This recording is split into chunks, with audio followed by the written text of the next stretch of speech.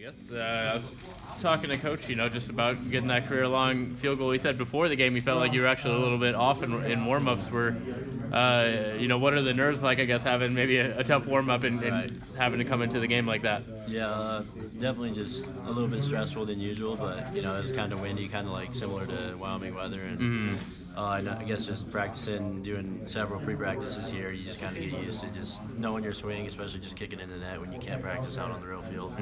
So I think that was a big thing, and just to relax and just trust my swing. How good did it feel to get that 51-yarder to go through? It felt good, yeah. I didn't see it go in, but yeah. Once the O-line turned around and celebrated, it was pretty cool. So. I guess in warm-ups, what was kind of off for you there? Was it something you were able to adjust for? Or? Yeah, definitely just taking account the wind, just because it was just pushing really one way, the way I ended up kicking the field goal. So that was definitely nice, not having to try to over-kick it and just trusting it. But, yeah, Jesse did a good job, and then Nick, too, they just make it easy on me. So. I know it wasn't maybe like the highest stakes you've been in terms of score, but, being on the road on an SEC field and with that long of a kick, is it still pretty high pressure situation there? Yeah, definitely. The score definitely was unfortunate, but still, every time I go out there, I try to prove something, and I think it's cool. Yeah. Coach Bull said, obviously you've gotten a little stronger over the years, but he feels like your mental game is one area you've really improved on. Is that something you would agree with? Yeah, I think so, and I think it's a credit to Coach Bull just working with us every day and just meeting with us before practice and just throughout all fall camp. I think he's definitely helped me a lot in that aspect. I know there were long kicks, but the Mizzou kicker, had a few that he missed. Does that feel good to kind of have the better stat line, I guess, of the two kickers? He's a good kicker. Yeah. I don't know if I want to hate against other kickers or root for them, but if they're against me, it's good to see them, I guess, not do that well.